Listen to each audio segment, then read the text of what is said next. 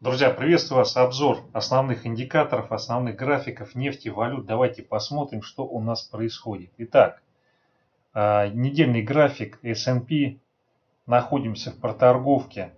Поэтому если сегодня до конца дня, до конца недели не пробиваем 2850-2840, то все хорошо. Находится он в консолидации. И ничего ужасного, несмотря на все вот эти события, связанные с противостоянием с Китаем, с новой волной так называемой пандемии, ничего страшного не происходит. Если посмотрим локально, так вот дневной таймфрейм начали корректироваться, но здесь в общем-то есть определенная цель движения, это 2850-2860. Вот сюда может он сходить, отработать этот уровень. То есть, конечно, это в рамках дня это будет тяжело, это будет резкое движение вниз, но как бы здесь он может вполне закрепиться и после проторговки попытаться вернуться к верхней границе. Так, по 4-часовику первый важный уровень у нас находится на 2895. Вот пробитие этого диапазона с высокой степенью вероятности сразу уведет тестировать 2800. Ну, может быть, это будет не сразу, но процесс, тем не менее, в течение 1-2 дня, скорее всего, будет реализован. Так, ну и вот часовик. Вышли мы с уровня мощной проторговки, который 2932. И сейчас, вот если удержим 2910-2908, то здесь будет проторговка, которая может протянуться достаточно длительное время. Ну, там полдня или день. Если сейчас пойдет пробой 2908-2905, то у нас первая цель движения это 2888, пробитие 2886-85 приведет к движению на 2780, вот сюда вот. Пока как бы удерживаемся в рамках вот этой границы, ничего страшного не произойдет. На фоне каких-то негативных новостей там, по взаимоотношениям с Китаем или по новой волне вполне как бы можем увидеть пробой и движение вниз. Вообще сейчас все-таки, я думаю, больше факторов на текущий момент указывает на то, что будет отбой и попытка разворота. Но здесь сформировался локальный даунтренд на часовике. Вот, и поэтому, конечно, если все-таки пробьют 2908, то сюда точно очень быстро слетаем. Так, ну Китай у нас кряхтит и сыпется. Отработали уровень, который был вот здесь вот. Вопрос только в том, будет или не будет пробитие 3800 по итогам недели. Если не будет, то все окей. Если будет, то это плохо. Значит, сейчас посыпемся и будет движение, возможно, даже к мартовским минимумам вот сюда. Но неделька у Китая менее оптимистичная. Здесь, видите, начался разворот в соответствии с недельным таймфреймом. И по недельке как раз цель движения уже сформировалась на 3775, вот сюда вот. Вот. Ну, это, конечно, не очень хорошо, потому что такое движение, оно будет означать то, что вот этот рост, который здесь зарождался, он окончен. И, скорее всего, в течение ближайшего времени мы увидим тестирование 3730 и по факту пробоя уход вот в этот проторгованный диапазон, который в диапазоне, который находится 3700-3640. Но это был бы негатив, и это был бы, в общем-то, достаточно существенный удар по мировым финансовым рынкам, если Китай такое движение начнет. Так, но вот все-таки индекс доллара не стал возвращаться к нижней границе вот этой консолидации. То есть он здесь отбился, и сейчас у него текущее движение вот к этой голубенькой линии или диапазону. Судя по тому, как это все пошло, наверное, в начале следующей недели мы увидим отработку вот этой цели.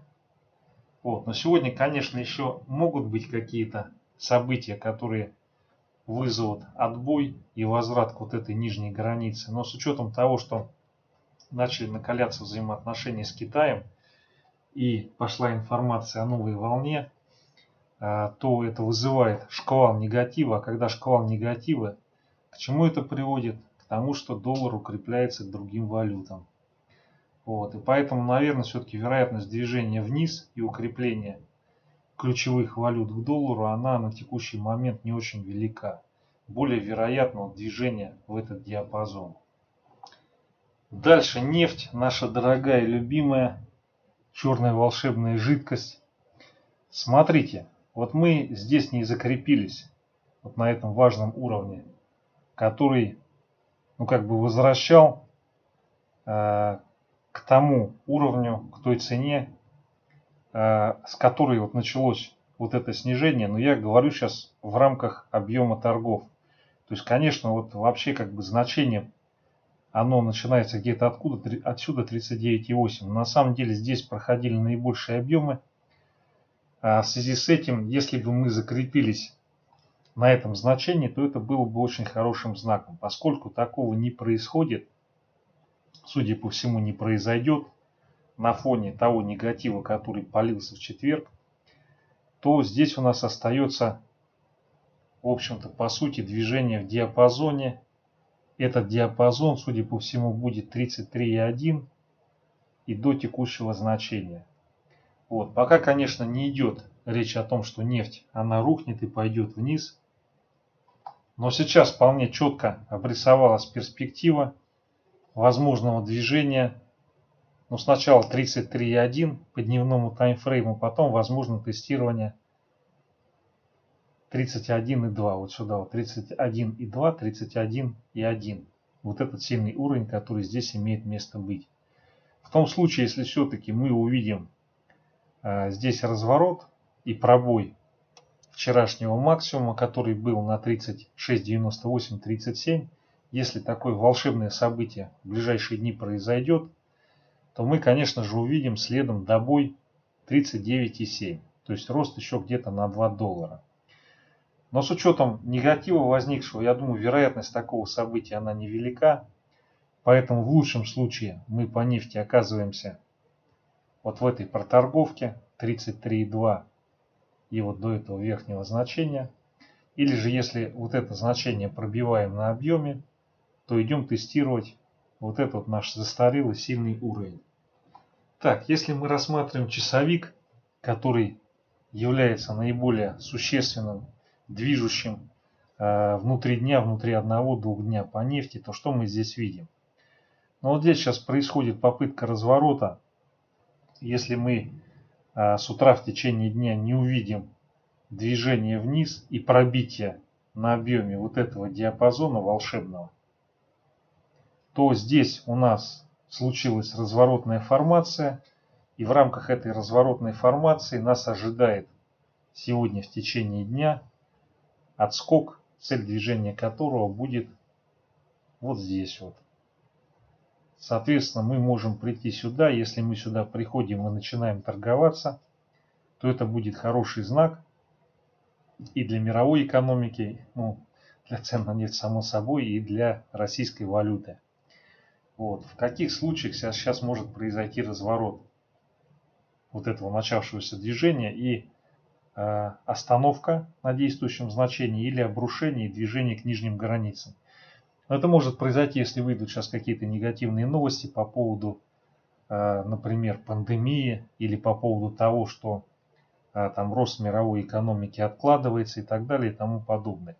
Если никакого трешака подобного рода не происходит, то мы отсюда начинаем планомерное движение с первой целью вот здесь вот. Какие промежуточные могут быть цели? Промежуточные цели 35,3. Вот здесь. То есть вот здесь может быть торможение, проторговка или отбой и возврат к этому значению. Но перспектива в течение 1-2 дней, то есть пятница, понедельник, сходить вот сюда вот и закрыть сначала эту цель, потом попытаться закрыть повторно на бис. Цель чуть ниже, чем та, которая была. Вот так где-то она проходит. Вот. Ну и сейчас, если все это дело гакнется и пробьем вот этот диапазон, то пойдем по направлению к предыдущему сильному уровню. Сейчас, я думаю, больше вероятность отскока коррекционного, поскольку нарисовали разворотную формацию, и сейчас весьма вероятно движение, ну хотя бы вот сюда вот, а по-хорошему в течение дня сходить вот сюда. Так, друзья, далее доллар-рубль. Вчера детально рассматривал вечером причины на вечерней сессии, что и как там идет. Можете обзор посмотреть. Сейчас все это не буду перечислять. Обращу внимание только на текущую ситуацию. Мы не пробили вот эту нижнюю границу. Таким образом можно сказать, что скорее всего рубль удержался выше вот этого значения 70,68, то есть не пробил, не пошел ниже. Поэтому здесь, я думаю, на сегодняшний момент, сегодняшний день и сегодняшнюю неделю, если мы не увидим, скажем так, движение нефти с пробоем верхней границы текущей консолидации, то есть это движение на 37, то наиболее вероятный сценарий это по рубль-доллар проторговка вот в этом диапазоне. То есть я думаю, вероятность того, что мы все-таки пробьем на этой неделе при текущей нефти вот это значение, она, конечно, есть, но она не очень большая. Если бы этому суждено было произойти в ближайшее время, мы бы пробили вчера и закрепились бы ниже вот этого значения. Поскольку этого не произошло, я думаю, сегодня более вероятно консолидация вот в этом диапазоне. Сейчас мы посмотрим более детально. Ну, на часовике у нас пошли разворотные формации по факту выхода объема. И я думаю, здесь достаточно высока вероятность того, что мы прямо на открытии сходим вот сюда вот, отработаем эту цель. Если здесь пойдет рост объема, то следующая цель движения находится вот здесь вот. Но вопрос отработки этой цели, он кроется в том, насколько быстро и эффективно будет закрыт вот этот диапазон. Если здесь пойдет проторговка на растущих объемах, то мы сегодня уже в течение дня можем увидеть заход не только сюда, но и отработку цели, которая осталась на этом уровне, вот здесь вот. Ну и помним, что если все-таки пойдет пробитие диапазона 70,6 на растущем объеме, следующая цель для пикирования находится в районе 68,5-68,3. Но опять же повторюсь, с моей точки зрения, без кардинального движения вверх нефти, даже несмотря на все те, ну, скажем так, объявления о том, что для выплаты дивидендов будет обменен 1,1 миллиард долларов и на счет интервенций ЦБ, как ни крути, сейчас на этой неделе, во-первых, заканчивается так называемый налоговый период, это раз. Во-вторых, цена на нефть, с моей точки зрения, подошла к своему логическому завершению роста. То есть с учетом тех пугалок, которые озвучивали американские слонцевики, нефть, я думаю, выше не пустят. Вот 36-37 это предел. Когда актив доходит до своего какого-то логического предела, он должен просто по закону начинать корректироваться. Здесь мы видим эту корректировку, то есть энергичного прошивания уровня не произошло, и поэтому, скорее всего, по нефти сейчас будет либо болтанка, либо пойдет корректирующее движение к сильному уровню предыдущему. И поэтому тут я не вижу особых факторов, которые бы на этой неделе сподвигли рубль пробить этот диапазон и закрыть так называемый гэп. Конечно, не исключено, что такое произойдет, потому что здесь, как вы видите, это процесс вероятностный. Но тем не менее, я думаю, больше вероятность, что мы вот сюда и далее сегодня пойдем. Так, далее рубль-евро. У евро, конечно, ситуация по сравнению с долларом не такая сильная. Но тем не менее, я думаю, при таких ценах на нефть, что они, в общем-то, активно не растут, и в то же время идет определенное проседание евро к доллару, то мы можем краткосрочно сегодня задерку на это значение увидеть. То есть это вполне может произойти. Но с утра я такого события не ожидаю. С утра, я думаю, скорее всего, с учетом текущей сформированной формации, наиболее вероятное движение с утра это вот к этому уровню. Закрытие цели, которая здесь оставлена. Если он здесь начинает закрепляться, идет объем, следующая цель движения у него проходит в этом диапазоне. В идеале ему, конечно, сходить вот сюда вот или вот сюда вот. Но поскольку 79 пробито на вылет, движение вот к этим целям, оно, я думаю, будет не быстрым и размеренным. Ну и все-таки, если мы пробиваем этот уровень, следующая цель движения отсюда это 77,2. Я думаю, при текущей ситуации, если нефть не будет ослабляться и евро не будет существенно проседать к доллару, то такого движения, скорее всего, мы сегодня либо не увидим, либо это будет короткий задерг на 77,2 и потом возврат в эту проторгованную область. С утра, я думаю, будет движение вот куда-то сюда, в идеале вот к этому значению, но я думаю, ограничимся задергом вот к этому диапазону. Все, спасибо за внимание.